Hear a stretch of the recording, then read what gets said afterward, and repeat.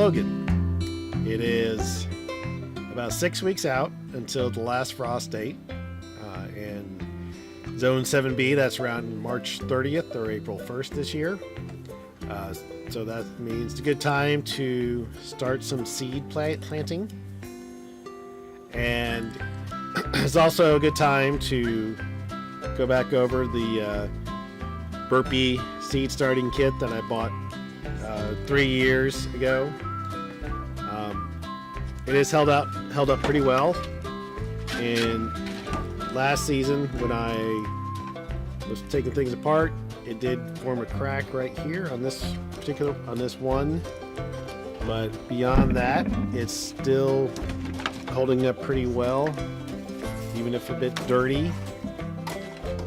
The seeds grow pretty well last year, and I don't know if you can see or not, but there's little roots that attach themselves to the wicking mat, and they also went on through the wicking mat, but it wasn't much of a big deal. So it's still working really well. I had to buy some plant stuff from Burpee the other day, and they had a sale going on that if you bought a certain number of products, or value-wise, then you can get a free tray. And so that's what I did. I got another 32 extra large sale tray. I did a quick check. It is exactly the same as what I bought 3 years ago. So there's no difference in the trays between now and then.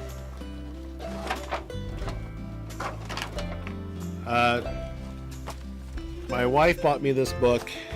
It's a side book called the Vegetable Gardener's Handbook.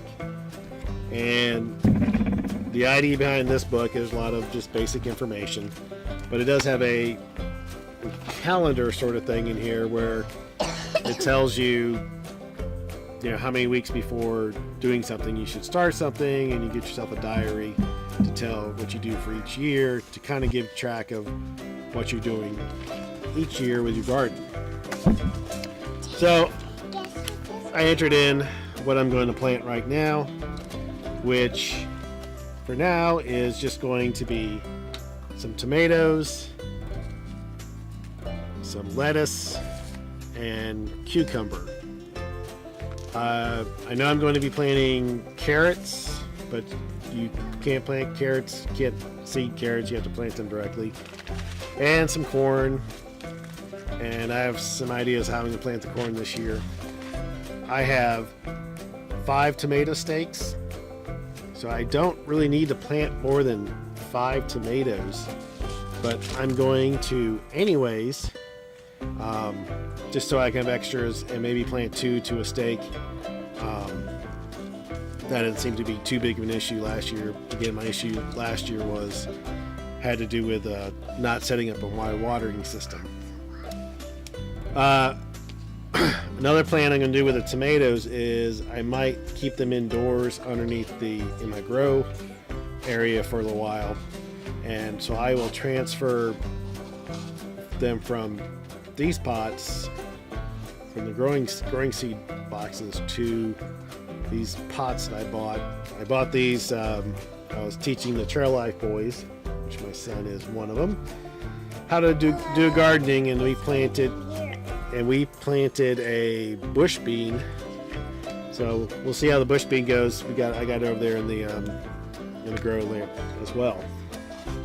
So that's what the plan is. I will start these tomatoes here, and when they get to be too big in here, I will transplant them into here, let them grow longer under the grow lamps, and then I'll put them out into the garden. So hopefully that'll give them a little more of a head start in growing and everything, and give me plenty of time to get the watering system installed. Hopefully that'll be done in a couple weeks. Also, I had a bag of these plant markers, and I must have either used them up or can't find them. So I cut out some pieces of cardboard to mark my trays this time. It doesn't really matter because I'm basically going to do tomatoes and then lettuce and then the cucumber. So in this tray, it's really not going to matter. When I figure out what I'm going to do with if I get the wall garden up and the garden tower up, I'll obviously need to plant more plants, and I don't know whether I will grow some seeds to plant those plants or go buy some plants to do that. I haven't decided yet. As I mentioned in an earlier video, I had a bunch of seeds last year, and a mouse out in the outside shed got into the bag and ate most of the seeds, and what he didn't eat, he peed and pooped on, so those were all ruined. So I basically got to start back over with seeds, figure out which seeds I want to plant.